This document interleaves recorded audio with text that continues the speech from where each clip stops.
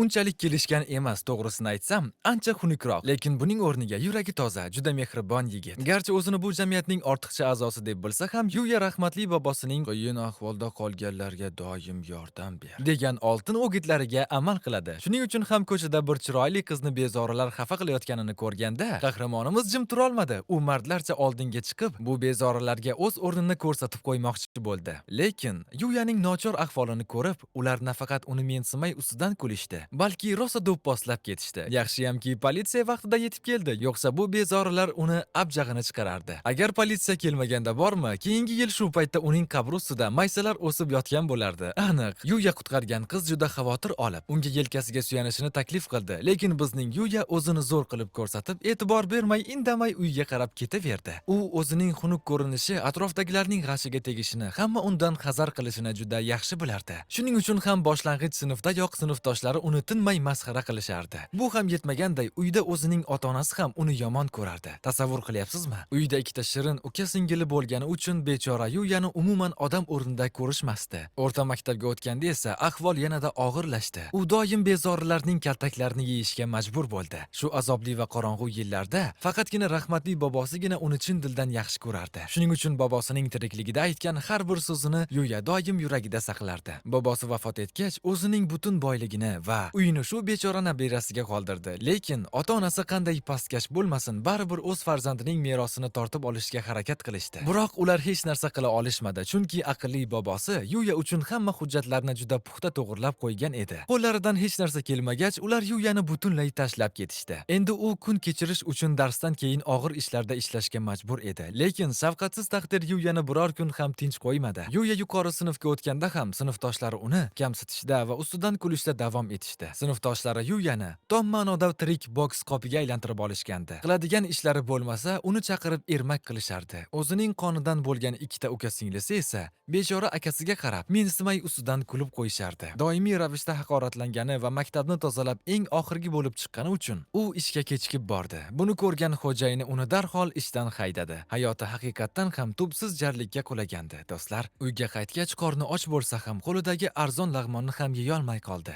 Ko'zgudagi o'zining ezilgan yuzini ko'rib, Yuya ortiq chiday olmadi va ichidagi butun g'azabi bilan ko'zguni tinmay mushlay boshladi. U oynani mushtlab, o'zining shafqatsiz taqdiridan nolib, alam bilan yig'lardi. Bu hayot uni shuncha yillar davomida faqat azoblab keldi-ya. Bu dunyodan endi hech qanday yaxshilik kutmayman, deb o'ylardi u. Lekin kutilmaganda Yuyaning g'azab bilan urgan mushti devordagi yashirin xonaning eshigini ochib yubordi. Qiziqib qolgan qahramonimiz sekin ichkariga mo'raladi. Qarasaki, bu joy rahmatli bobosining g'alati va sirli buyumlari saqlanadigan xona ekan. Axir bobosi butun dunyoni aylanib, turli xil g'ayrioddiy narsalarni esdalik sifatida yig'ib yurardi-da. Xonaning eng to'rida esa Yuyaning e'tiborini tortgan g'alati bir eshik turardi. U sekin eshikni ochib qarasa, uning ko'z o'ngida butunlay boshqa sirli bir olam namoyon bo'ldi. Ostonadan xatlab o'tishi bilan xuddi o'yinlardagidek uning ko'z o'ngida yangi o'yinchilar uchun qo'llanma degan yozuv paydo bo'ldi. Ishonasizmi? Bu xuddi haqiqiy RPG o'yinining o'zginasi edi. Ma'lum bo'lishicha, bu joy haqiqiy isekai, ya'ni boshqa dunyo ekan. Eng zo'r tarafi shundaki, u xohlagan paytida o'zining haqiqiy dunyosiga bemalol qaytib o'ta olardi. Shunday qilib, Yuya sirli joyni yaxshilab o'rganishga qaror qildi. U yerdan bir xat topib oldi. Xatda yozilishicha, bu uyning oldingi egasi vafot etgan va bu joyni kim birinchi bo'lib topsa, o'sha odam yangi xo'jayinga aylanar ekan. Bu hudud mutlaqo daxlsiz va eng xavfsiz joy hisoblanib, bu dunyoda qahramonimiz hatto sehrdan ham foydalana olar ekan. Shundan so'ng Yuya atrofni obdon ko'zdan kechirib, biroz toza havo yutish uchun tashqariga chiqdi. Tashqariga chiqib, bu yangi dunyoning ajoyib manzaralariga mahliyo bo'lib qoldi. Qo'liga shuncha kuch kelgandan keyin uni sinab ko'rmaslikning iloji yo'q-ku, to'g'rimi? Boshida u biroz tajribasiz va qo'polroq harakat qildi, lekin qobiliyatini tezda o'zlashtirib oldi. Bu yerdagi har bir qurol shunchaki dahshatli darajada kuchli edi. Qurollar bilan mazza qilib o'ynab bo'lgach, u o'zining shaxsiy invertariga, ya'ni sehrli buyumlar sandig'iga narsalarni joylay boshladi. Lekin oxirgi qurolni joylayotganda tashqaridan kelgan dahshatli o'kirik ovozi uni joyida qotirib qo'ydi. Qarasaki, 300-darajali ko'rinishidan odamni vahimaga soladigan ulkan bir maxluq uning hududiga bostirib kirishga urinayotgan ekan. Lekin maxluq uyni o'rab turgan himoya to'sig'ini yorib o'tolmay xunob bo'lardi. Bu hudud faqatgina uyning egasiga bo'ysunadigan mutlaqo buzilmas xos joy bo'lgani uchun qalqib turgan shoxli maxluq alamidan ulkan bir daraxtni tomiri bilan sug'urib olib to'siqqa qarab otdi. Lekin baribir foydasi bo'lmadi. Bunday yovvoyi maxluqni ko'rgan Yuya qo'rquvdan qotib qolgandi. Lekin to'satdan qo'lidagi yaltirab turgan afsonaviy nayzaga ko'zi tushdi. Bu nayza ancha o'tkirga o'xshaydi. Qani? Bir otib ko'raychi deb o'yladi u va nima bo'ldi deng? Nayza uchib borib maxluqning qornini xuddi ponchikdek teshib o'tdi. Ulkan yirtqich gurs etib yerga quladi. Nayza esa xuddi bumerangdek aylanib yana Yuyaning qo'liga qaytib keldi. Shu payt uning ko'z o'ngida yozuv paydo bo'ldi. Tabriklaymiz. Maxluqni yengganingiz uchun birdaniga 100-darajaga ko'tarildingiz. Qalay, zo'rmi? Qolaversa bu maxluqdan shunaqangi dahshatli narsalar tushdiki, xarakteristikalari shunchaki kosmos. Xonaga qaytgach, Yuya maxluqni yenggani uchun maxsus mukofotlarni ham oldi. Bo'ldi, bugunchalik sarguzashtlar yetar, deb o'ylab qahramonimiz uxlashga yotdi. Nima bo'lganda ham ertaga maktabga borish kerak-ku. Lekin tunda Yuyaning tanasida aql bovar qilmas o'zgarishlar yuz berdi. Ertalab tursa, kiyimlari umuman sig'may qolgan. Boshida buni qandaydir g'alati tush deb o'yladi. Lekin ko'zini ochib qarasaki, qanaqa xunuklik, qanaqa semizlik, u shunchaki 6 ta kubikli kelishgan yelkalari keng haqiqiy krasavchikka aylanib qolgandi. Voy-bo, hattoki bo'yi ham o'sib ketibdi-ku. Qoyil. O'zini ko'rish uchun oynaga qaramoqchi edi-yu, kecha o'zi uni mushlab sindirib tashlagani esiga tushib qoldi. U hali hamon o'zini o'sha eski xunuk bola deb o'ylardi. Shuning uchun yuzga qarashga unchalik ham qiziqmadi. Keyin u yana o'sha sirli boshqa dunyodagi uyga qaytib, atrofni o'rganishda davom etdi. Bu yerda u umrida ko'rmagan g'alati o'simliklar o'sardi. Hatto barcha kasalliklarga davo bo'ladigan sehrli o'tlar ham bor ekan. Agar buni o'zimizning dunyoga olib o'tsa bormi, aniq millionerga aylanib ketadi. Shifokorlar esa ishsiz qolishi aniq. Xuddi shu payt bitta shilimshiq maxluq unga xalaqit bergani keldi. Yuya esa darhol o'zining sehrli sandig'idan qurolini sug'urib oldi. Bitta zarba bilan xalqib turgan shilimshiq bug'lanib ketdi va undan ajoyib marjon bilan qora qahva tamli jele tushdi. Qalay, zo'ra? Marjonni taqishi bilanoq Yuyada atrofni his qilish degan yangi qobiliyat paydo bo'ldi. Uning darajasi ham ko'tarilib, naq 150 darajaga yetdi. Maxluqlarni yo'q qilgandan keyin cho'ntak ham pulga to'la boshladi-da. Shuning uchun ham u o'ziga yangi zamonaviy kiyimlar sotib oldi. Axir endi boyib ketdi. Oldingidek jildirvoqi bo'lib yurmaydi-ku. Shundan keyin Yuya har kuni darsdan so'ng shu sirli dunyoga o'tib sarguzashtlar qidiradigan bo'ldi. Bu yerda mazali taomlar ham tayyor. Xullas, hayoti kundan kunga zo'rlashib borardi. Hatto hali shilimshiqdan tushgan qahvali jeleni ham mazza qilib paqqos tushirdi va odatdagidek cho'ntakni qappaytirish va tajriba yig'ish uchun yana maxluqlarni ovlagani tashqariga yo'l oldi. Bu safargi raqib oddiy emas, balki haqiqiy goblinlar qiroli edi. Shuning uchun Yuya biroz qiynaldi. Hazillashdim. Uni yo'q qilish uchun var yo'g'i ikkitagina zarba kerak bo'ldi xolos. O'zining sevimli nayza otish usulidan foydalanib, u goblin qirolining kallasini uzib tashladi va maxluq shu zahoti bug'lanib ketdi. Maxluqdan tushgan o'ljalarni yig'ishtirib olgach, Yuya darajasi ancha baland bo'lib ketganini va endi uni ko'tarish qiyinlashganini tushundi. Maktabga borish vaqti kelgani uchun u o'zining haqiqiy dunyosiga qaytdi. Uydagi oyna siniq bo'lgani uchun Yuya o'zini hali hamon o'sha semiz va xunuk bola deb o'ylardi. Lekin maktabga kelganda hamma qizlar unga xuddi mashhur K-pop yulduziga qaragandek tikilib qolishdi. Sinfga kirganda esa uni doim kalaka qiladigan bezorilar oldiga kelib, uni umuman tanimay yangi o'quvchi deb o'ylab gapga solishdi. Ana xolos. Ular bir ikki og'iz gap tashlashdi, lekin u o'z ismini Yuya deb aytganida bormi, butun sinf va uning ikki ukasining og'zi lang ochilib qoldi. Kechagina ustidan kulishgan o'sha do'mboq bola endi shunchaki Gollivud aktyorlaridek kelishgan yigitga aylangandi-da. Buni ko'rib Yuya darhol hojatxonaga qarab yugurdi. U oynaga qaradi. O'zining yangi qiyofasini ko'rib, o'zi ham ishonmay, "Iye, bu oynadagi krasavchik kim bo'ldi o'zi?" deb shokka tushib qoldi. Qani ikkinchi qismga o'tamiz. Maktab darvozasi oldida esa bir chiroyli qiz Yuyani qidirib kelgandi. Uni ko'rib, qiz shunchaki Yuyani ozibdi deb o'yladi. Yuya esa hayron. "Bu qiz mening ismimni qayerdan biladi o'zi?" deb o'yladi. Qiz darhol o'zini tanishtirdi. "Mening ismim Kaori. O'tgan safar do'kon oldida bezorilardan qutqarib qolgan qizingizman." Shundagina Yuyaning esiga tushdi. Kaori gapida davom etib, uni Osi akademiyasiga o'qishga taklif qildi. Bu akademiya haqida biroz ma'lumot bersam. Akademiya faqatgina eng zo'r elita o'quvchilar uchungina mo'ljallangan joy. Kaorining dadasi mana shu nufuzli maktabning direktori ekan. Dadasi Yuya uning qizini qutqarganini eshitib, uni o'z akademiyasiga taklif qilishga qaror qildi. Lekin bizning kamtarin Yuya bunaqa zo'r joyga mening bilimim yetmaydi deb darhol rad etdi. Buni eshitgan uning ikkita hasadgo'y ukasi esa ichida rosa suyunib ketishdi. Ular darhol yuzsizlarcha "Bu taklifnomani bizga bera qoling" deb yalinishni boshlashdi. Lekin Kaori bo'sh kelmadi. Yuyani doim kamsitib kelgan sizday tarbiyasizlarni uning o'rniga qabul qila olmayman, dedi. Qoyil. Kaori ularning qanaqa pastkashligini allaqachon surishtirib bilib olgan ekanda. Buni eshitgan ikkovlon alamidan tizzalab qolishdi. Kaori Yuyaga qarab, bu akademiyada asosan insoniylik va harakatlar qadrlanishini, shuning uchun hech narsadan xavotir olmasdan o'qishga kirishi mumkinligini aytdi. Yuya hali ham ikkilanib turganini ko'rgan Kaori uning qo'lidan tutib, to'g'ri o'zining qimmatbaho mashinasiga mindirib olib ketdi. Ikkita tekinxo'r uka esa alamidan yorilib ketayozdi, lekin qo'llaridan hech narsa kelmasdi. Akademiyaga yetib kelgach, Yuya atrof to'la o'ta aqlli va boy o'quvchilarni ko'rib, ich-ichidan o'zini noqulay his qila boshladi. Menday oddiy bola bu yerda umuman to'g'ri kelmaydi-ku, deb o'yladi u. Nima ham derdik, uning oldingi hayoti shunchalik azobli bo'lganki, o'ziga ishonchi yo'qolgani ham tabiiy hol. Shundan so'ng Yuya akademiya direktori bilan ko'rishgani kirdi. Kutilmaganda hurmatli direktor uning oldiga ta'zim qilib, qizini mardlarcha qutqargani uchun chin dildan minnatdorchilik bildirdi. Direktorning aytishicha, bu maktabda baholardan ko'ra ko'proq insoniylik va yaxshi xulq qadrlanar ekan. Shuning uchun Yuya hech narsani o'ylamasdan bu yerda bemalol o'qishi mumkinligini aytdi. Lekin bizning sodda qahramonimiz hali ham bu yerda o'qish uchun daho bo'lish kerak-ku, deb xavotirda edi. Direktorning fikricha, har bir insonning o'ziga xos yashirin iste'dodi bor. Shuning uchun Yuya o'zini kamsitmasdan bu yerda hayotdan shunchaki zavq olishi kerak ekan. Bu daldali gaplarni eshitib, qahramonimizning ko'z oldiga rahmatli mehribon bobosining aytgan so'zlari keldi. Direktor Yuyani birdaniga o'qishga qabul qilish unga og'irlik qilishini tushunib, avvaliga bir kunlik sinov darsida qatnashib ko'rishni taklif qildi. Ayni shu paytda xonaga go'zal va latofatli o'qituvchi Savvada kirib keldi. Fursatdan foydalanib, direktor Savvada xonimdan Yuyaga maktabni ko'rsatishini iltimos qildi. O'qituvchi jon deb rozi bo'ldi, lekin Yuya sinfga kirishdan oldin ich-ichidan rosa hayajonlanib, qaltirab turardi. Axir bu sinfdagi hamma o'quvchilar daho va boyvachchalar edi-da. Ular ustimdan kulishmasa go'rgaydi, deb o'ylardi u. Savvada xonim uni ichkariga chorlaganda, Yuyaning yuragi qinidan chiqqudek bo'ldi. U sekin sinfga kirib, hammaga salom berdi, lekin ne ko'z bilan ko'rsinki, butun sinf unga og'zini ochgancha qotib qolgandi. Yuya hayron, aslida esa hamma uning o'ta kelishgan va karizmatik ko'rinishidan shokda edi.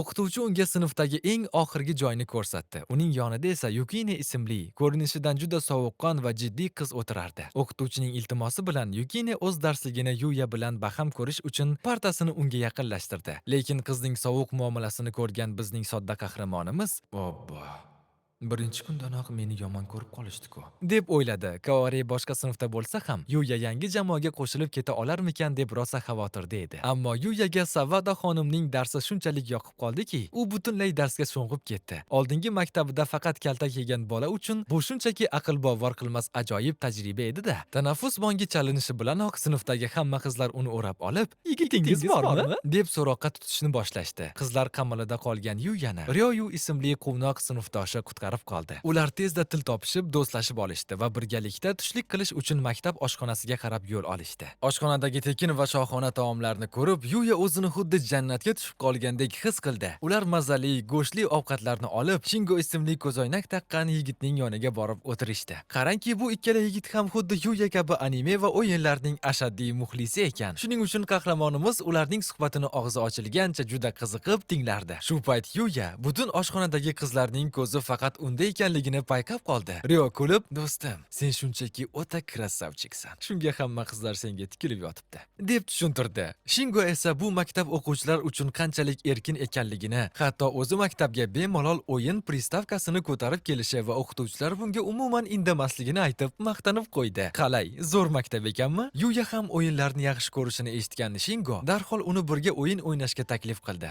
Zo'r bolalar ekan-a? Shunday qilib bu ajoyib maktabdagi birinchi sinov kunini o'tkazgach, Yuya yana direktorning xonasiga qaytib kirdi. Garchi ich-ichidan o'ziga bo'lgan ishonchi hali to'liq tiklanmagan bo'lsa-da, direktorning samimiy va daldali gaplaridan so'ng qahramonimiz shu nufuzli akademiyada o'qishga qat'iy qaror qildi. Xonadan chiqishi bilanoq uni kutib turgan Kaoriga ko'zi tushdi. Qiz Yuyaning rozi bo'lganini eshitib, xuddi yosh bolalardek quvonib ketdi. Uyga qaytishdan oldin Kaori uni qayergadir aylanishga taklif qildi. Axir u direktorning qizi bo'lgani uchun maktabda u bilan do'stlashadiganlar juda kam edi. Shuning uchun Yuya uning taklifini qabul qilganidan Kaorining boshi osmonga yetdi. Shundan so'ng Yuya ikkalasi uchun shirinliklar tanlashga ketdi. Lekin u oldingidek ko'p yeyishga qo'rqardi.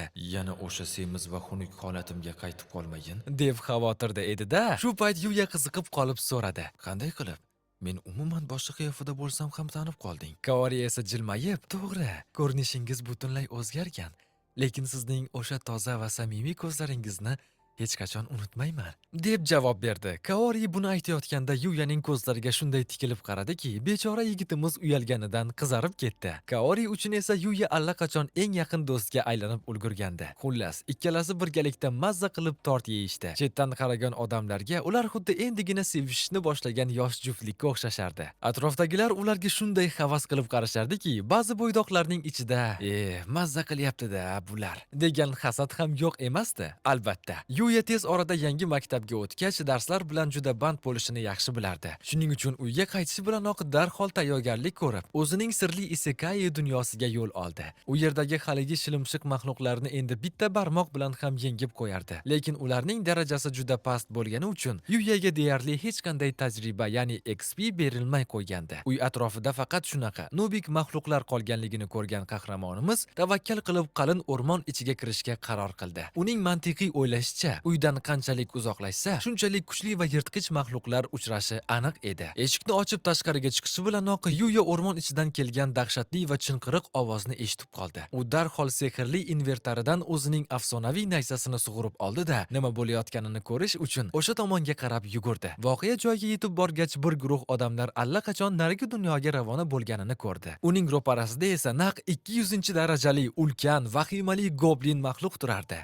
Maxluq endigina yerga yotgan qizni g'ajib tashlamoqchi bo'lib turganda, kutilmaganda e'tiborini Yuyaga qaratdi. Endi u bizning qahramonimiz bilan o'ynashmoqchi edi. Yuyadek ko'ngli bo'sh yigit bu bechora qizni o'lim yoqasida tashlab keta olmasdi albatta. Shuning uchun u hech narsani o'ylamay to'g'ri maxluqqa tashlandi. Garchi bu ulkan maxluq bir zarba bilan Yuyaning nayzasini uchirib yuborgan bo'lsa ham, jang endi boshlanmoqda. Lekin bizning qahramonimiz bo'sh kelmadi. U sakrab turib maxluqning basharasiga shunday tepdiki, maxluq gurs etib yerga quladi. Hatto yuzida Yuyaning krossovkasining izi qolib ketdi. Tasavvur qilyapsizmi? Bo'ldi. Buni g'ajib tashladim, deb o'ylagan Yuya yaralangan qizdan xabar olgani endi burilgandi hamki, maxluq kutilmaganda o'rnidan turib, unga qilich sanchib qolsami? Yuya zarbani to'sishga ulgurdi, lekin zarbning kuchliligidan daraxtga borib urildi. Ha, yuqori darajali maxluqlarni umuman mensimaslik yaramaydi. Qo'lidagi nayza kamlik qilishini tushungan Yuya darhol o'zining cheksiz o'q yoyini chiqarib, maxluqqa hujum qildi. Ketidan esa afsonaviy mutlaq qilichini sug'urib oldi va bor yo'g'i bitta zarba bilan ulkan maxluqni ikkiga bo'lib tashladi. Qalay, epik janr bo'ldimi? Shundan so'ng Yuya yugurib borib bechora qizning ahvolini so'ramoqchi bo'ldi, lekin qiz uning qahramonlardek kelishgan qiyofasini ko'rdi-yu, hayajondan hushidan ketib qoldi. Yuya uni qutqarish uchun nima qilishni bilmay turganda, uzoqdan qizning ismini aytib chaqirayotgan soqchilarning ovozi eshitildi.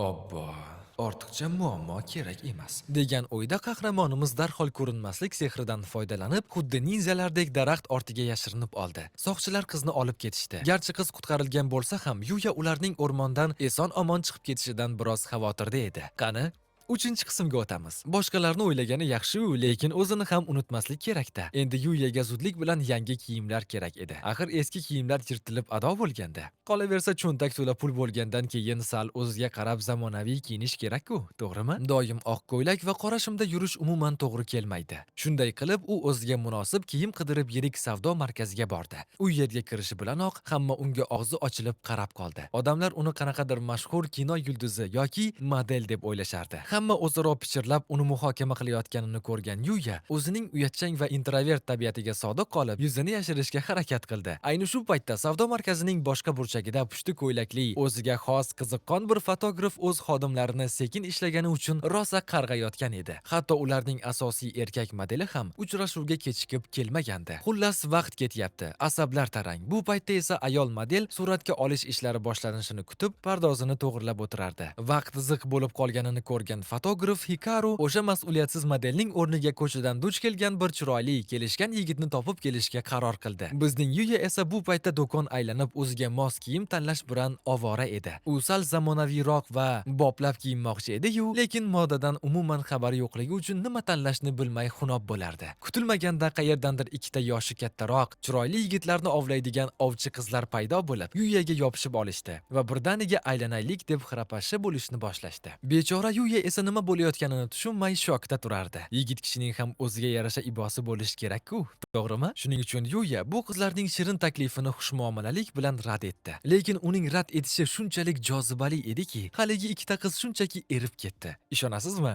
Yuya ketib ancha uzoqlashib qolgandan keyin ham ular o'ziga kela olmay qotib turishardi. Xuddi gipnoz qilib qo'ygandek-a. Bu paytda esa haligi pushti ko'ylakli fotograf akamiz butun savdo markazini aylanib, o'ziga mos model topolmay xunob bo'layotgandi. Kutilmaganda o'ziga ko'ylak tanlab turgan Yuyani ko'rib qoldi va xuddi o'ljasini poylagan ovchidek uning orqasidan kelib turib oldi. Tamom, endi qochib qutulib bo'psan, do'stim. Xullas, pushti ko'ylakli akamiz uni shunchaki model bo'lishga taklif qildi. Sizlar nima deb o'ylagandingiz, a? Shunday qilib Yuya rozi bo'ldi va ular birgalikda shunchaki dahshatli, yozib bo'lmaydigan darajada zo'r rasmlar seriyasini yaratishdi. Ular xuddi yillab birga ishlagandek zo'r chiqishib ketishdi. Qolaversa, Misha ismli go'zal va tajribali model qiz unga juda mehribonlik qildi. Bizning sodda Yuya umrida qizlarga bunchalik yaqin kelmagan. Bechoraning yuragi qinidan chiqib ketayozdi. Misha unga juda yaqin turib ishlagani uchun qahramonimiz uyalganidan qip-qizarib ketdi. Xullas, bu suratga olish jarayoni Yuya uchun nafaqat qiziqarli, balki juda hayajonli va bosimli bo'lib o'tdi.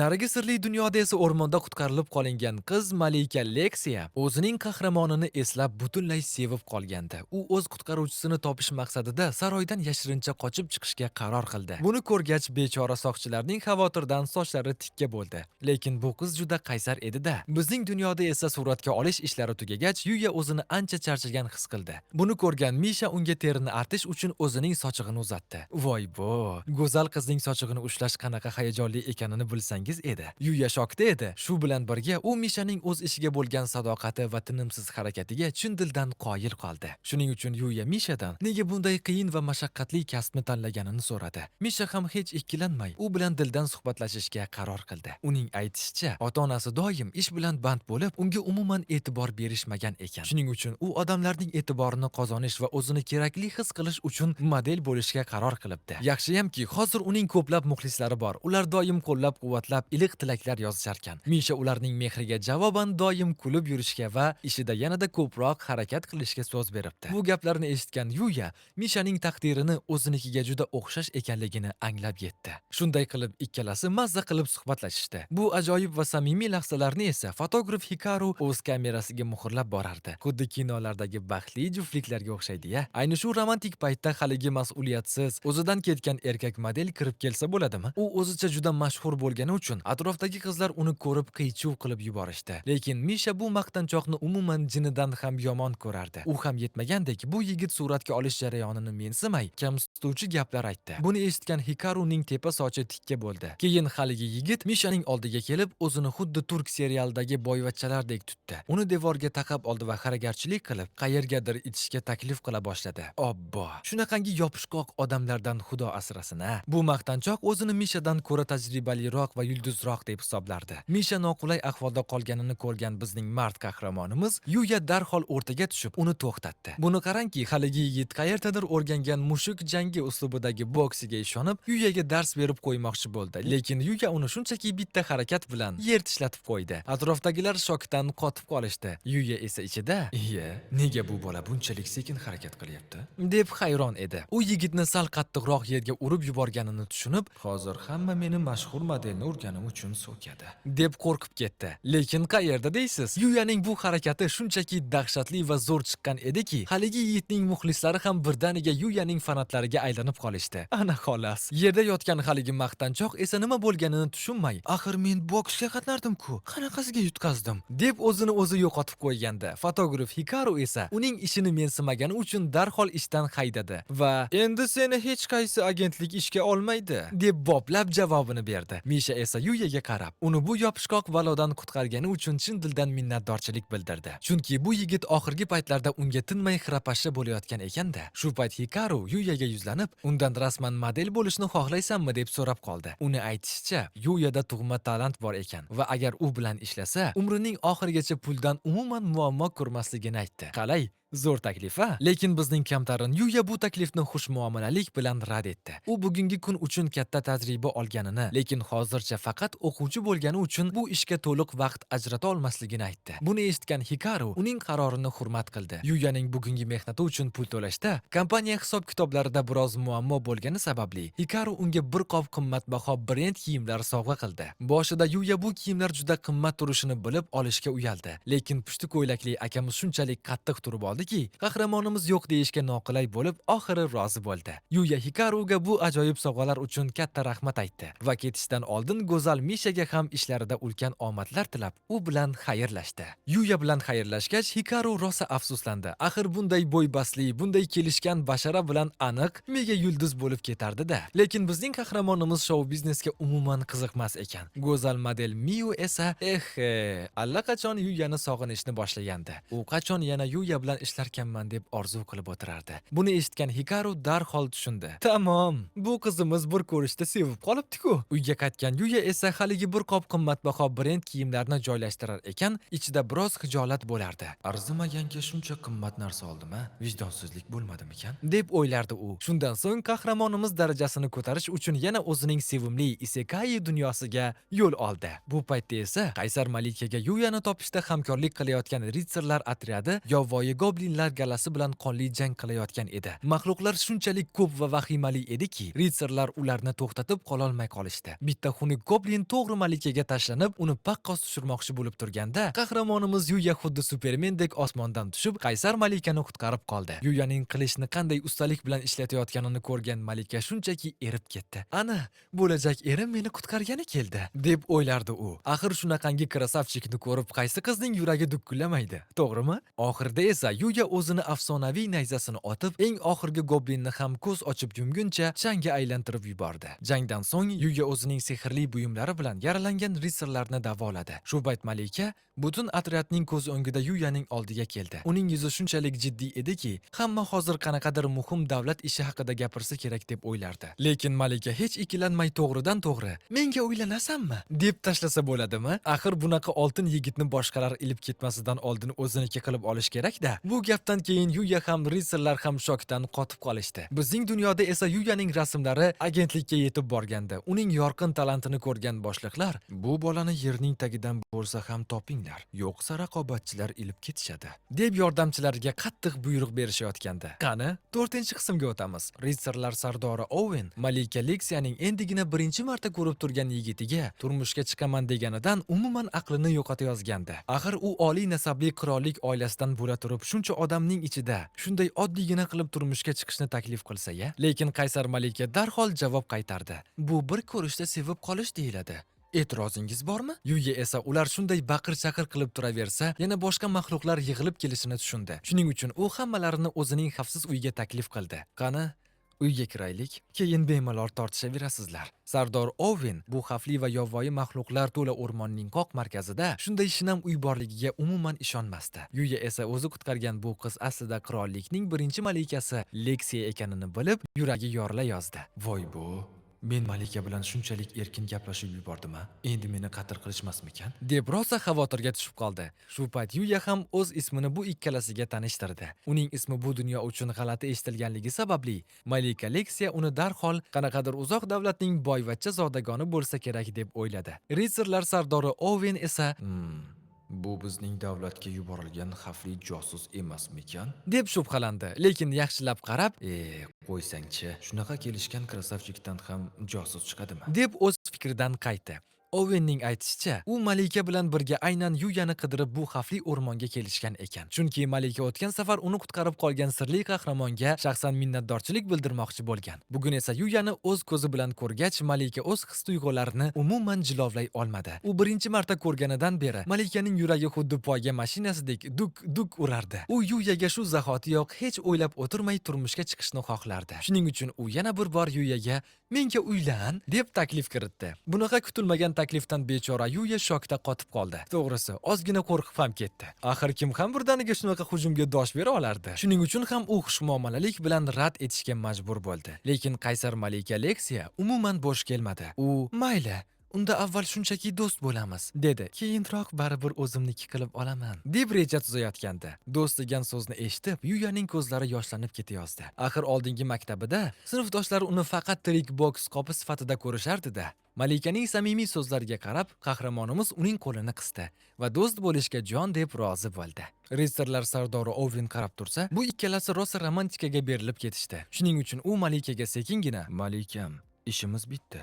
Endi saroyga qaytishimiz kerak", deb eslatib qo'ydi. Yuyaga yuzlanib esa shaxsan qirol hazratlarining o'zi unga minnatdorchilik bildirmoqchi ekanligini aytdi. Shuning uchun keyingi safar uni poytaxtga olib ketish uchun maxsus aravada kelishini ma'lum qildi. Axir bu qirolning qat'iy buyrug'i edi. Oven uni bajarmasdan iloji yo'q. Buni eshitgan Yuya Ovenga qachon kelishi uchun aniq vaqtni belgilab berdi va Malika bilan xayrlashib, ularni kuzatib qo'ydi. Ayni shu paytda poytaxtda yovuz bir shahzoda Malikani o'ldirish rejasi barbod bo'lganidan o'ziga sig'may ketayotgandi. Uning yuborgan yollanma qotillari o'rmondagi maxluqlarga yem bo'lgandi, lekin Malika qanday qilib tirik qolganiga uning umuman aqli bovar qilmasdi. Ko'rinishidan bu yaramas shahzodaning Malikaga nisbatan qandaydir katta adovati bor edi va u baribir Malikani yo'q qilishga qat'iy ahd qilgandi. Bizning Yuya esa o'zining haqiqiy dunyosiga qaytib, qirol bilan uchrashuv kunini kalendariga belgilab qo'ydi. Bugun esa uning yangi elita akademiyasidagi birinchi rasmiy o'qish kuni edi. Shuning uchun u o'ziga qarab, eng zo'r kiyimlarni kiyib, xuddi kino yulduzlardek ko'chaga chiqdi. Tashqariga qadam qo'yishi bilanoq atrofdagi hamma unga mahliyo bo'lib qoldi. Keyin esa maqtovlar yog'dira boshlashdi. Hozirgi holatida Yuyani ko'rgan har qanday qiz bir soniyada sevib qolishi aniq edi-da. Maktabga yetib kelgach, u to'g'ri direktorning xonasiga kirdi. Mehribon direktor unga bu akademiyada eng ajoyib va unutilmas o'quvchilik davrini o'tkazishini tilab, oq fotiha berdi. Shundan so'ng Yuya o'z sinfiga kirdi va go'zal o'qituvchi uni butun sinfga rasman yangi o'quvchi sifatida tanishtirdi. Darslar tugashi bilanoq hamma jismoniy tarbiya darsiga yugurdi. Futbol maydonida Rio o'zini xuddi Ronaldo kabi his qilib, raqiblarini changida qoldirayotgandi. Ayni shu paytda Kayede ismli juda yoqimtoy sinfdosh qiz Yuya bilan tanishgani keldi. Kayede shunchalik samimiy ediki, Yuya u bilan darhol do'stlashib oldi. Maydonda esa Rio va uning jamoasi raqiblarini tom ma'noda yanchib tashlayotgandi. Rio to'pni sariq sochli yigitga oshirdi, lekin u zarba beraman deb to'pni to'ppa-to'g'ri Kayedening yuziga qarab tepib yuborsami? Voy bo! Shu payt Yuya xuddi ninzalardek osmonga sakrab to'pni to'xtatib qoldi va to'g'ri darvozaga kiritdi. Hamma shokda qotib qoldi. Yuya esa yerga shunchaki epik tarzda qo'nib, hech narsa bo'lmagandek Kayedening ahvolini so'radi.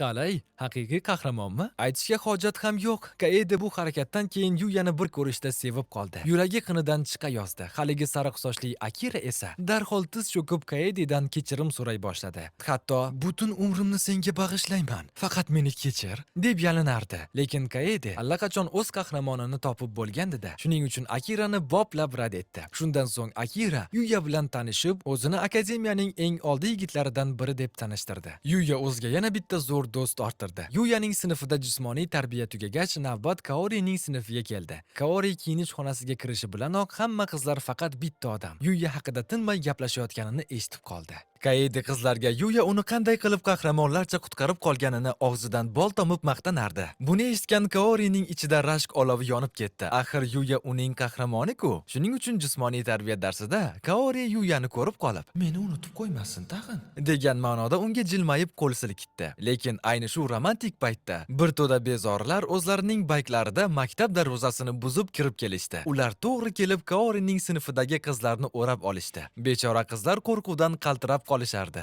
Yuqori qavatda turgan Yuya va uning sinfdoshlari bu dahshatli manzarani kuzatib turishardi. Oralardan kimdir bu hududni titratadigan mashhur Red Ogre bezorilar to'dasi ekanligini aytdi. Red Ogre nomini eshitib, Yuyaning esiga darhol o'zining ikkita yaramas ukasi tushdi. Axir ular shu to'da bilan o'ralashib yurishgandi-da. Bezorilar to'g'ri Kaorining oldiga kelib, unga po'pisa qila boshlashdi. Ma'lum bo'lishicha, ular o'tgan safargi sharmandalik uchun Kaoridan qasos olmoqchi ekan. Kaori qanchalik jasur bo'lib, "Hozir politsiya chaqiraman" demasin, bu yovvoyi bezorilar uni o'rab olishgandi. Yuqoridan buni kuzatib turgan Yuyani birdaniga eski qo'rquvlar bosib ketdi. Garchi u boshqa dunyoda bundan 100 chandon dahshatliroq maxluqlarni yanchib tashlagan bo'lsa ham, o'tmishdagi kaltaklar xotirasi uni qo'rqitib qo'ygandi. Lekin Kaori xavf ostida ekanligini ko'rib, Yuya o'ziga kelish uchun yuziga bir qattiq shapaloq tortib yubordi. "O'zingga kel, yigit. dedi u ichida. Jasoratini to'plab derazani lang ochdi-da, 4-qavatdan xuddi super qahramonlardek to'g'ri pastga qarab sakradi. Qani, jangni ko'ramiz. Sinfdoshlarning ko'zlari kosasidan chiqib ketayozdi. Axir u naq 4-qavatdan sakrab yerga xuddi mushukdek silliq va yengil qo'ngandi-da. Shundan so'ng u to'g'ri oldinga intilib, o'zining eski dushmani, uni doim do'pposlaydigan Araki ismli bezori bilan yuzma-yuz keldi. Araki Yuyani hali ham o'sha eski yig'loqi bola deb o'ylab, yugurdaklariga "Buni boplab do'pposlanglar" deb buyruq berdi. Lekin bizning qahramonimiz shunchalik tez harakat qildiki, ko'z ochib yumguncha ularning qo'lidagi qurollarni tortib oldi. Arakining o'zini ham shunchaki bir chetga uloqtirib yubordi. Lekin Kaorini qutqarish uchun u to'daning eng yirik, xuddi gorillaga o'xshagan a'zosini ham yengishi kerak edi. Bu gorilla qanchalik ulkan bo'lmasin, Yuya uning zarbasini shunchaki bitta qo'l bilan xotirjam to'xtatib qoldi. Qalay, dahshatmi? Keyin Yuya qo'lini qo'yib yuborgandi. Haligi barzangi muvozanatini yo'qotib, to'g'ri borib mototsiklga kallasi bilan urildi. Yuya bir o'zi mag'rur qadamlar bilan Kaorining oldiga bordi. Qolgan bezorilar esa qo'rquvdan qaltirab unga yaqinlashishga ham botini olishmadi. Buni ko'rgan to'da boshlig'ining g'azabidan ko'zlari qonga to'ldi va u o'zining mototsiklida to'g'ri Yuyani bosib ketish uchun bostirib keldi. Lekin qahramonimiz shunchaki egilib, keyin osmonga baland sakrab qutulib qoldi. To'da boshlig'i havoda uchib yurgan Yuyaga og'zi ochilib qarab qolgani uchun oldindagi zinapoyani ko'rmay qoldi va gurs etib urilib, uning arzon mototsikli portlab ketdi. Ana xolos, Gollivud kinosining o'zginasi. Oxiri politsiya yetib kelib, bu yaramaslarni uchastkaga olib ketdi. Kaori esa qo'rquv va hayajondan ancha holsizlanib qolgandi. Shuning uchun Yuya uni yiqilib tushmasligi uchun sekin ushlab qoldi. Ikkalasi uyalgandan qizarib bir-biriga qarab qolishdi. Romantika. Shu payt politsiya Yuyaning ikkita yaramas ukasini ham olib ketayotgandi. Alamdan yorilayozgan to'da boshlig'i to'satdan Yuyaning ukasi Yotaning tomog'idan bo'g'ib oldi. Politsiya esa nima qilishni bilmay qotib qolgandi. Singlisi Sorani esa yaramas shafqatsizlarcha tepib yubordi. Bu vahshiylikni ko'rgan Yuya chidab tura olmadi. Yugurib borib bezorining qo'lini siltab tashladi. Bezori yana mushlamoqchi bo'ldi-yu, lekin Yuyaning g'azabga to'la ko'zlaridan qo'rqib ketdi. Yuya ukalariga qarab ularning qilmishlarini hech qachon kechirmasligini, lekin oila a'zolari xavf ostida qolganda ularni tashlab ketolmasligini aytdi. Buni eshitgan ikkita yaramas uka-singil qilmishiga pushaymon bo'lib, ho'ngrab yig'lab yuborishdi va undan kechirim so'rashdi. Yuyaning sinfdoshlari esa uning 4-qavatdan xuddi Batmandek sakraganini ko'rib, uni balandlikka sakrash bo'yicha daho deb o'ylab qolishdi. Hamma uning atrofini o'rab olib, ertaga mashhur bo'lib ketsa foydasi tegib qolar degan maqsadda til yog'lamalik qila boshlashdi. Qani, 5-qismga o'tamiz. Yuya yana o'zining anjomlarini yig'ishtirib, mahluqlarni ovlash uchun boshqa dunyoga yo'l oldi. Uning xayolida ritsarlar sardori Owenning aytgan gaplari aylanardi. Bu buyuk iblislar o'rmoni boshqa dunyodagi barcha davlatlar tomonidan eng xavfli va dahshatli joy deb hisoblanar ekan. To'g'ri, bizning Yuya bu yerdagi mahluqlarni bitta barmoq bilan yanchib tashlaydi, lekin agar ular to'da bo'lib hujum qilsa, butun boshli katta shaharni ham kulini ko'kka sovurishi hech gap emas. Yuya o'zicha o'ylanib qoldi. Nega o'sha afsonaviy donishmand aynan shu xavfli joyda yashashni tanlagan ekan-a? Nahotki uning qarilikdagi orzusi mahluqlar o'rtasidagi kichkina kulbada yashash bo'lgan bo'lsa. Tasavvur qiling, ertalab ko'zingizni ochishingiz bilan derazangizdan basharasi xunuk mahluqlar qarab tursa-ya. Xullas, bir nechta mahluqlarni boplab ovlagach, Yuya uyga qaytib mazza qilib qornini to'ydirmoqchi bo'ldi. Lekin ayni shu paytda uzoqdan qandaydir qichqiriq ovozini eshitib qoldi. Yugurib borib qarasaki, bir bechora yoqimtoy kuchukchani ulkan va vahimali to'ng'iz mahluq qiynayotgan ekan. Yuya darhol o'zining baholash qobiliyatini ishga solib ko'rdi. Voy bu mahluqning darajasi shunchaki kosmos ekan-ku. Uning zarba kuchi naq 20 mingga tengligini ko'rib Yuya, "Ey yo'q, o'z joni o'ziga kerak.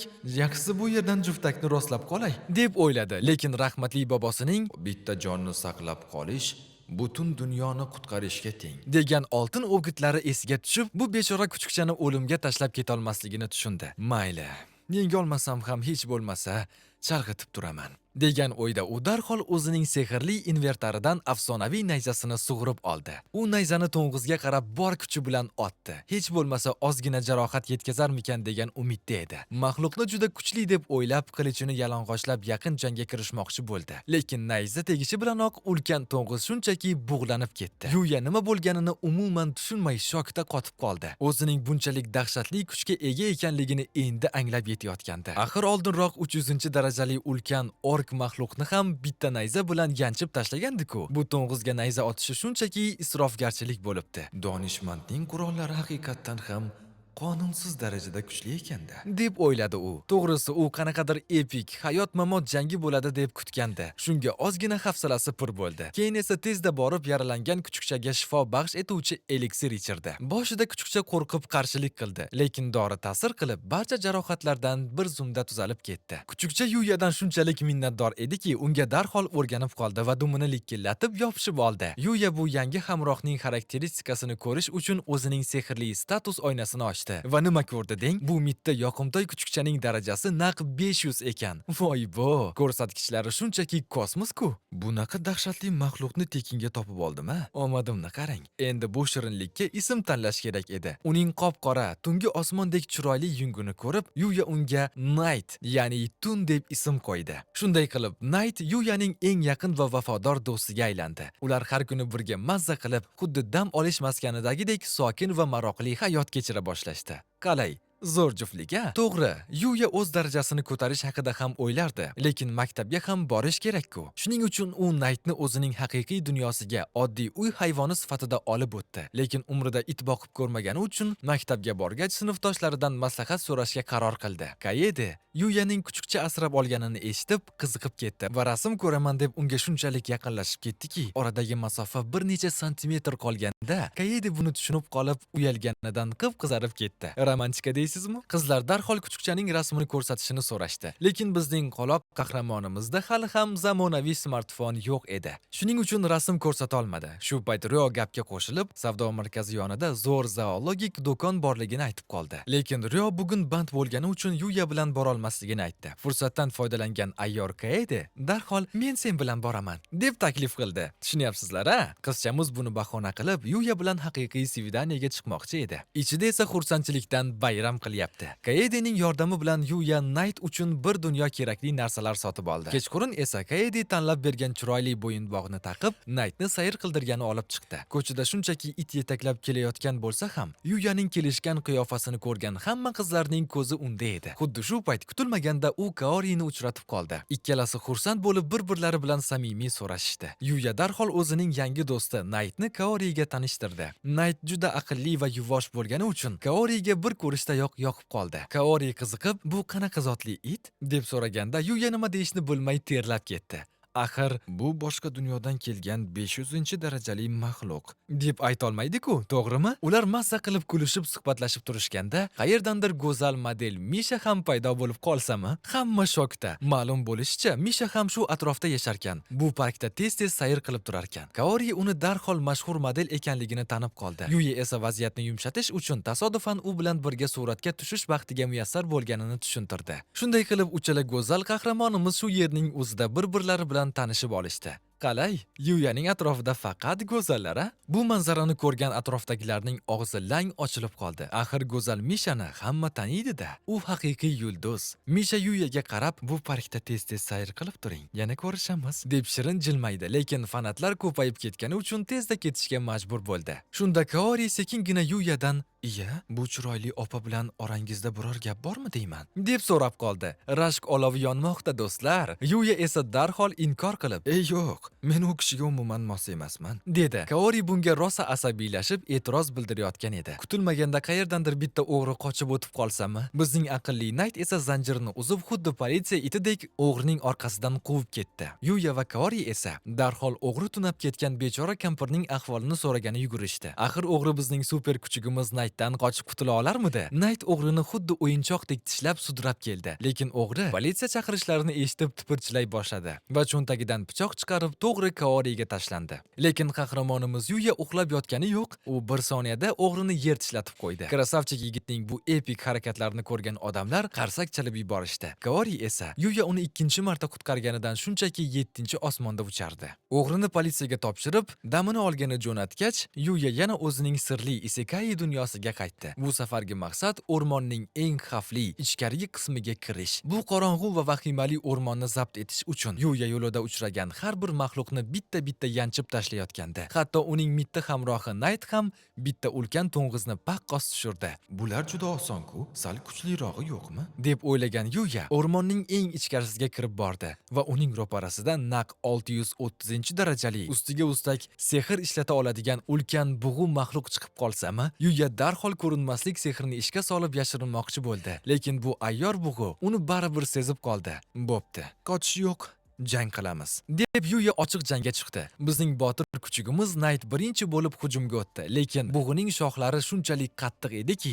Naytning tishlari o'tmadi. Naytning hujumi foyda bermagani yetmagandek, bug'u dahshatli sehr ishlatib, Yuyani o'ziga umuman yaqinlashtira olmaydigan qilib qo'ydi. Keyin esa butun kuchini to'plab, kuchli suv sehrini otdi. Yuya arang qochib qoldi, yo'qsa aniq cho'milib ketardi. Obbo, bu safargi ancha jiddiy raqib ekan. Oldingilardek oson bo'lmayapti, deb tushundi u. Endi Yuya va Nayt birgalikda haqiqiy jamoa bo'lib harakat qilishlari kerak edi. Bug'i esa tinmay sehr ishlatib butun o'rmonni olov dengiziga aylantirib yubordi. Ayni shu qaltis vaziyatda bizning aqlli Nayt orqa tomondan aylanib o'tib, bug'uning eng zaif nuqtasiga kutilmaganda zarba berdi. Fursatdan foydalangan Yuya esa afsonaviy nayzasini bor kuchi bilan sanchib, maxluqni changga aylantirdi. Mana shunaqa kuchli maxluqlar bilan jang qilib, qahramonimiz haqiqiy jangovar tajribasini ko'paytirgandi. Qalay, epik jang bo'ldimi? Shunaqangi dahshatli maxluqni yenggandan keyin Yuya endi aniq qanaqadir afsonaviy qurol yoki oltin tushadi deb umid qilgandi, lekin qarasaki, oddiygina vanna tushib turibdi. Yo'q, endi ustimdan kulyapsanmi o'yin? Hayotning kutilmagan zarbalarini qarang-a. Yuya bu ulkan vannani ko'rib shokda qotib qoldi. Ochiq havoda, o'rmonning o'rtasida cho'milib o'tirmayman-ku, deb uni tezda sehrli sandig'iga joyladi-da, Nayt bilan birga mazza qilib cho'milish uchun uyiga olib ketdi. Axir shuncha qonli jangdan keyin issiq vannada yotishga nima yetsin, to'g'rimi do'stlar? Ertasi kuni tong otishi bilan qahramonimiz yana ishga, ya'ni maxluq oviga otlandi. Bu safargi raqib hujum tezligi va himoyasi shunchalik dahshatli bo'lgan ulkan mutant tipratikan edi. Jang qiziganda Yuya ozgina ehtiyotsizlik qilib qo'ydi va tipratikanning o'tkir tikani uning kelishgan yuzini tirnab o'tdi. Qonni ko'rib Nayt xavotirga tushdi, lekin Yuya jilmayib, "Xavotir olma, do'stim, hammasi joyida", deb dalda berdi. Shundan so'ng bu ikkala aqlli sherik zo'r reja tuzishdi. Ulkan tipratikanni chalg'itib, to'g'ri katta toshga qarab hujum qilishga majbur qilishdi. Natijada ahmoq maxluqning tikanlari toshga qadalib qotib qoldi. Fursatdan foydalangan Yuya bitta kuchli zarba bilan uni narigi dunyoga ravona qildi. Bitta tipratikanni deb shuncha asabbuzarchiliga, lekin mehnati zoya ketmadi. Yuya birdaniga 240-darajaga ko'tarilib, bir dunyo yangi qobiliyatlarga ega bo'ldi. Eng qizig'i, Nayt ham xuddi xo'jayindek dahshatli darajada kuchayib ketdi. Jang paytida tipratikan urilgan tosh sinib, orqasidan sirli g'orning kirish qismi ochilib qoldi. Qiziqish ustun kelib, qahramonlarimiz bu qorong'u g'orga qadam qo'yishdi. G'orning ichkarisiga qarab yurishlari bilanoq xuddi kinolardagidek devordagi mash'alalar o'z-o'zidan yonib atrofni yoritib yubordi. G'orning eng to'riga yetib borgach, Yuya u yerda yotgan qadimiy inson skeletini ko'rib, biroz seskanib ketdi. Shu payt bizning aqlli Nayt yerdan qandaydir qalin kitobni topib oldi. Muqovasini changdan tozalab qarashsa, donishmandning kundaligi deb yozib qo'yilgan ekan. Qani, 6-qismga o'tamiz. Yuya darhol tushundiki, bu skelet u yashayotgan sehrli uyning oldingi egasi, o'sha afsonaviy donishmandning o'zginasi ekan. Kitobni o'qib ko'rsa, voy bu odam shunchaki daho bo'lgan ekan. U nafaqat sehr, jang san'ati va qilichbozlikda, balki hatto ovqat pishirish, rasm chizish va boshqa sohalarda ham mutlaq cho'qqiga chiqqan. Haqiqiy mukammal inson bo'lgan ekan. Ishonasizmi? Bu donishmand shunchalik kuchli bo'lganki, hatto osmon kuchlari uni o'z saflariga afsonaviy mavjudotlar qatoriga qo'shilishiga taklif qilishgan ekan. Nima ham derdik, bunaqa talant bilan u insoniyatning eng yuqori pog'onasida turishi aniq-da. Lekin u bu taklifni rad etib, oddiy inson bo'lib qolishni tanlabdi. Unga faqatgina kichkina kulba va atrofida ovlash uchun maxluqlar bo'lsa yetarli bo'lgan ekan. O'ta kuchli va daho bo'lgani uchun bechora donishmand butun umr shu kimsasiz o'rmonda yolg'izlikda yashab o'tibdi. Kundalikning oxirida u Yuyaga atab shunday yozgandi: "Sening kuching menikidan ham dahshatliroq bo'ladi. Odamlar sendan qo'rqishni boshlaydi, lekin men senday yaxshi yigitning men kabi yolg'iz o'tishini xohlamayman." Rahmatli chol, juda oshirib yubordik-ku. Qanaqa yolg'izlik? Hozir bizning krasavchik Yuyaning orqasidan butun boshli qizlar armiyasi yugurib yuribdi-ku. To'g'rimi do'stlar? Yuya xayolida rahmatli donishmanddan odamlar meni qanday qabul qilishi mumkin deb so'ramoqchi bo'ldi. Kutilmaganda donishmandning ovozi uning miyasida telepatik tarzda yangradi. Atrofingdagilar bilan samimiy munosabatlar o'rnat. Do'stmi, ota-onami yoki sevgan insoningmi? Farqi yo'q. Dardingni eshitadigan bittagina odam bo'lsa ham shu bir umrga yetadi, dedi u. Bechora Yuya endigina do'stlar orttirganini, haqiqiy sirdosh topish qiyinligini o'ylab xafa bo'ldi. Buni sezgan donishmand unga dalda berib, sen shunchaki yaxshi inson bo'lib yasha. Shunda albatta o'z qadrdoningni topasan, deb taskin berdi. Qalay, zo'r motivatsiya-ya, do'stlar. Keyin donishmand bu sehrli kitob Yuyaning har qanday savoliga javob bera olishini aytdi. Qiziqib qolgan qahramonimiz darhol sehr qanday ishlaydi deb so'radi. Shu payt kitob xuddi chiroqdek yorishib ketdi va donishmandning ovozi yana yangradi. Bu kitob senga mening butun sehr nazariyamni o'rgatadi. Kitobda yozilishicha, bu isekai dunyosidagi odamlarning yuragida sehr ishlab chiqaruvchi maxsus tomirlar bo'lar ekan. Lekin Yuya boshqa dunyodan kelganligi uchun unda bunday narsa yo'q edi. Shunda donishmand o'zining afsonaviy sehr tomirlarini Yuyaga sovg'a qilishini aytdi. Baribir men o'lganman. Bu kuchlar havoga uchib ketmasin.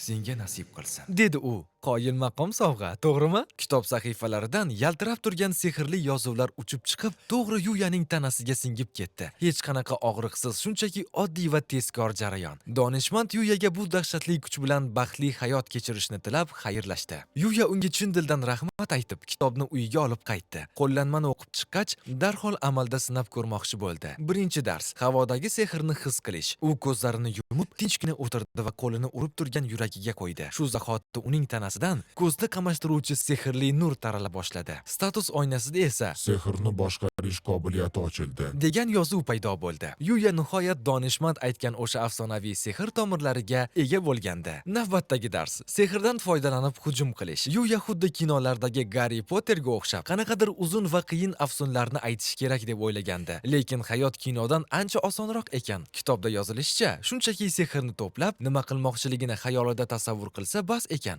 Ortiqcha dabdabalarning keragi yo'q. Buni o'qib Yuya darhol hovliga yugurib chiqdi va mashq qilishni boshladi. Bir soniya ichida uning qo'lida katta suv shari paydo bo'ldi. Eng qizig'i, uning yonida turgan aqlli kuchugi Nayt ham xuddi xo'jayinidek suv sharini yaratsa bo'ladimi? Ikkalasi birgalikda o'rmon tomonga zarba berishdi. Voy bo! Oldilaridagi butun boshli daraxtlar qatorasiga qulab tushdi. Dahshatli kuch. Shu paytda poytaxtda nima bo'lyapti deng? Ritsarlar sardori qirolga hisobot berayotib, malika Yuyaga o'zi turmushga chiqishini taklif qilganini tasodifan aytib qo'ysa bo'ladimi? Buni eshitgan qirol g'azabdan portlab ketayozdi. Axir shuncha yil asrab, avaylab o'stirgan qizini qanaqadir ko'chadan kelgan cho'chqa ilib ketsa, qaysi otaga alam qilmaydi, to'g'rimi? Qirol qo'liga katta qilichini ko'tarib olib, saroy ichida u yoqdan bu yoqqa yugurib, Yuyani "Yaramas o'g'ri" deb rosa qarg'adi. Xullas, bizning Yuya endi ummonning tagiga yashirinsa ham qirolning g'azabidan qutulolmaydi. Bu paytda esa hech narsadan bexabar Yuya o'zimizning dunyoga qaytib, xotirjam maktabga bordi. Go'zal o'qituvchi Savvada xonim esa butun sinf yaqinda tabiat qo'yniga amaliy mashg'ulotlarga ketishini e'lon qildi. Qani, sarguzashtlar davom etadi. Yuya nima bo'layotganini unchalik tushunmay turganini ko'rgan sovuqqon Yukine unga vaziyatni tushuntirdi. Ma'lum bo'lishicha, butun sinf tabiat qo'yniga naq 3 kun 2 kechaga lagerga borar ekan. Savvada xonim hamma o'qituvchilar 4 kishilik guruhga bo'linishini aytdi. Omadi chopgan Yuya esa quvnoq Akira, yoqimtoy Kaede va Rin ismli qiz bilan bitta guruhga tushdi. Guruhdagi hamma bir-biri bilan juda inoq ekanligini ko'rgan Kaede bu sayohatni intiqlik bilan kuta boshladi. Lekin bizning boyvachcha qahramonimiz Yuya biroz xavotirda edi. Chunki unda lagerga borishga oddiygina ryukzak ham yo'q edi-da. Buni eshitgan Kaede darhol hammalari birgalikda Yuyaga kerakli narsalarni xarid qilish uchun do'konga borishni taklif qildi. Albatta, bunday ajoyib jamoaviy sayrdan bizning go'zal Kaori ham qolib ketmasligi aniq edi. Yuyaning do'stlari ham ularga qo'shilishdi. Ryo Yuyaning Kaoridek maktabning eng mashhur qizi bilan shunchalik yaqin do'st ekanligini ko'rib, og'zi ochilib qoldi. Axir u direktorning qizi bo'lsa, uning atrofida doim yulduzlik aurasi porlab turardi-da. Yaxshiyamki, bugun savdo markazida odam unchalik ko'p emas ekan. Shuning uchun ular hech qanday tiqilinchsiz mazza qilib aylanib yurishdi. Do'stlari Yuyaga juda chiroyli va qulay ryukzak tanlab berishdi. Bundan qahramonimizning boshi osmonga yetdi. Albatta, qizlar do'konga kiradi-yu, o'zlariga hech narsa olmay chiqib ketadilarmi? Ular ham ancha-muncha xaridlar qilishdi. Shundan so'ng Yuyaning ikkita quvnoq do'sti butun jamoani o'yinchoq ushlaydigan avtomat o'ynagani chaqirdi. Ha, o'sha hammamizning asabimizni buzadigan, qancha pul tashlasak ham hech narsa bermaydigan yaramas avtomat. Lekin ko'zoynakli Shingo u yerdagi noyob anime figurasini ko'rib qolib, uni olgisi kelib qolgandi. Shingoning bu figurkaga shunchalik qiziqishi ortib qolganini ko'rgan Yuya o'z omadini sinab ko'rishga qaror qildi. Va bilasizmi nima bo'ldi? Boshqa dunyoda orttirgan super kuzatuvchanlik qobiliyati tufayli qahramonimiz bu makkor avtomatning zaif nuqtasini bir soniyada topib oldi. Bor yo'g'i bir ikkita aniq harakat bilan u qutini ilib oldi va do'stiga sovg'a qildi. Buni ko'rgan Kaede ham qarab turarmidi? Darhol Yuyadan unga yoqimtoy mushukcha o'yinchog'ini olib berishini iltimos qildi. Bizning haqiqiy jentelmen Yuya hech ikkilanmasdan guruhdagi hammaga xohlagan narsasini yutib berdi. Go'zal Kaori esa o'ziga tuyulan shaklidagi kichkina nishon xohlagandi. Kaori unga shirin tabassum bilan rahmat aytganda, Yuyaning yuragi quvonchdan hapriqib ketdi. Hali vaqtlari bemalol bo'lgani uchun uchala qiz yana kiyim ko'rgani yuqori qavatga chiqib ketishdi. Bizning uchta yigitimiz esa charchab qahvaxonada mazza qilib dam olib o'tirishdi. Qizlar bilan bozor aylanish oson emas-da. To'g'rimi yigitlar? Yigitlar qahva ichib qizlarning qaytishini kutib o'tirishganda, kutilmaganda savdo markazi bo'ylab 10-qavatda dahshatli yong'in chiqqani haqida e'lon yangradi. Vahima boshlandi. Axir bizning uchala go'zal qizimiz ayni paytda naq 13-qavatda kiyim tanlash bilan ovora edi-ku. Ryo darhol telefonini olib Kaedega qo'ng'iroq qildi. Lekin go'shakdan qizning bir ikki og'iz uzuq-yuluq gapi eshitildi-yu, keyin shunchaki o'lik dahshatli jimlik cho'kdi. Buni eshitgan Yuya bir soniya ham kutib o'tirmadi. Xuddi o'qdek otilib, yuqori qavatga qarab yugurdi. Bechora qorovul amaki uni to'xtatishdi-gul, hatto ko'rishga ham ulgurmay qoldi. Qahramonimizning xayolida faqat bitta narsa aylanardi. Men bu qizlarning beg'ubor tabassumini har qanday narx evaziga bo'lsa ham asrab qolishim shart. Lekin 13-qavatga yetib borganda, ne ko'z bilan ko'rsinki, butun qavatni shafqatsiz olov tillari yutib yuborgandi. Butun qavatni shafqatsiz olov tillari yutib yuborgandi. Olovning ichiga shunchaki quruq qo'l bilan kirib ketish o'z joniga qasd qilish bilan teng edi. Lekin bizning Yuya oddiy bola emas-ku. U darhol boshqa dunyoda o'rgangan sehrini ishga soldi va havodagi namlikdan foydalanib, butun tanasini himoya qiluvchi suvli qopqon yaratdi. Keyin esa hech ikkilanmay qizlarni qidirish uchun olov dengizi ichiga sho'ng'idi. Qalin tutundan bo'g'ilib, hushini yo'qotayozgan Kaori so'nggi soniyalarda uni qutqargani yugurib kelayotgan Yuyaning qahramonona qiyofasini ko'rishga ulgurdi. Yuya darhol sezish sehrini yoqib, butun binoni skaner qildi. Xayriyatki binoda boshqa hech kim qolmagan. Faqat bizning uchta go'zalimiz hushsiz yotardi. Endi ularni zudlik bilan pastga olib tushish kerak. Lekin olov shunchalik kuchayib ketganki, Yuya o'zidagi sehr zaxirasi bunga dosh bera olarmikan deb qattiq xavotirga tushdi. Uning bir yelkasida Kaori, ikkita qo'lida esa Kaede va Rin. Tasavvur qilyapsizmi? Uchta qizni ko'tarib olgan zinalardan pastga yugurib tushish juda ko'p vaqtni olardi. Olov esa tobora yaqinlashmoqda. Shuning uchun Yuya tavakkal qildi. U o'zidagi bor sehrni bitta nuqtaga to'pladi-da, naq 13-qavatdan to 1-qavatgacha bo'lgan polni teshib, to'g'ri pastga qarab sakradi. Pastda kutib turgan ikkita do'stining ko'zlari kosasidan chiqib ketayozdi. Qarsaklar do'stlar. Yuya uchala qizni ham eson-omon qutqarib qoldi. Albatta keyin u o't o'chiruvchilardan binoni bunchalik teshib tashlagani uchun va o'zboshimchalik qilgani uchun xijolat bo'lib uzr so'rashiga to'g'ri keldi. Voqea joyiga yetib kelgan direktor, ya'ni Kaorining dadasi, qizini o'limdan olib qolgani uchun Yuyaga yig'lab rahmat aytdi. Eng zo'ri nima bilasizmi? Yuya hatto Kaorining o'sha kichkina tyulenli nishonchasini ham olov ichidan olib chiqib, unga qaytarib berdi. Haqiqiy jentelmen. Buni ko'rgan Kaorining ko'zlariga yosh keldi. U juda ham ta'sirlanib ketdi. Direktor va uning qizi bir-birlarini qattiq quchoqlab yig'lashayotganini chetdan kuzatib turgan Yuyaning yuragi biroz g'ash tortdi. Axir uni shunday xavotir olib kutib oladigan, mehr beradigan ota-onasi yo'q edi-da. Lekin bu g'amgin o'ylar uzoqqa cho'zilmadi. Axir endi uning yonida ikkita eng vafodor oila a'zosi bor-ku. Qani, 7-qismga o'tamiz. Tayyormisiz? Uyga qaytgach Yuya o'sha sehrli kitobdagi qoidalarni esladi. Tasavvuringni sehr bilan birlashtirsang, har qanday afsunni ishlata olasan. Qahramonimiz darhol teleportatsiya sehrini sinab ko'rishga qaror qildi va puf, ko'z ochib yumguncha u o'zini o'rmonning qoq markazida ko'rdi. Ishlayapti. Yuya xursandchilikdan sakrab yubordi. Axir endi u xohlagan joyiga bir soniyada yetib bora oladi va eng asosiysi, mitti do'sti Nightning qornini to'ydirish uchun istalgan paytda uyga qayta oladi. Lekin bitta kichkina muammo bor edi. Teleportatsiya faqat oldin borgan joylarda ishlarkan. Xullas bugun Yuya va uning sodiq do'sti Night yana bitta yangi g'orni kashf qilgani kirishdi. Yo'lni bosib turgan xunuk goblinlarni ko'rishi bilanoq qahramonimiz qilichini yalang'ochlab jangga otlandi. Shiq ikkita zarba va haligi maxluqlar shunchaki havoga singib ketdi. Ulardan esa bir dunyo zo'r o'ljalar tushdi. Rosa qonli janglardan keyin ikkalasi tashqariga chiqishdi. Axir yaqinda butun sinf bilan tabiat qo'yniga lagerga borish kerak. Shuning uchun bugunchalik sarguzashtlar yetarli deb o'ylashdi. Lekin kutilmaganda Nayt qandaydir g'alati narsani sezib qoldi va o'qdek otilib qalin o'rmon ichiga qarab yugurib ketdi. Yuya boshida kuchugim shunchaki o'ynamoqchi shekilli deb o'ylab uni orqaga chaqirdi. Lekin Naytning jiddiy va xavotirli turqini ko'rib, hazillashadigan payt emasligini tushundi. Darhol ko'rinmaslik sehrini yoqib, sekingina o'rmon ichkarisiga mo'raladi. Voqea joyiga yetib borgach, ne ko'z bilan ko'rsinki, bir bechora yaralangan qizni bir to'da vahimali maxluqlar o'rab olgan. Uni paqqos tushirishga tayyor turishardi. Yuya mardlarcha o'rtaga tushmoqchi bo'lganda, Nayt uni to'xtatib qoldi. Qarasalar bu qiz ham ancha-muncha chaqqon ekan. Uning quroli shunchalik o'tkir va ingichka simlar ediki, tegingan narsasini sariyog'dek kesib tashlardi. Lekin afsuski, maxluqlar shunchalik ko'p ediki, bechora qiz ularning hujumiga ortiq dosh bera olmasdi. To'daning eng ulkan va xunuk maxluqi qizni shunday qattiq tepdiki, bechora qiz uchib borib daraxtga gurs etib urildi. Maxluqlar g'alabani nishonlab, xunuk basharalari bilan go'zal qizni g'ajib tashlash uchun yaqinlasha boshlashdi. Ana shu eng qaltis soniyalarda bizning super qahramonimiz Yuya sahnaga chiqdi. Uning yaltirab turgan qilichi havoni yorib o'tib, haligi ulkan maxluqlarni bir zarba bilan ikkiga bo'lib tashladi. Sodiq do'sti Nayt esa qolgan mayda-chuyda maxluqlarni ko'z ochib yumguncha tozalab tashladi.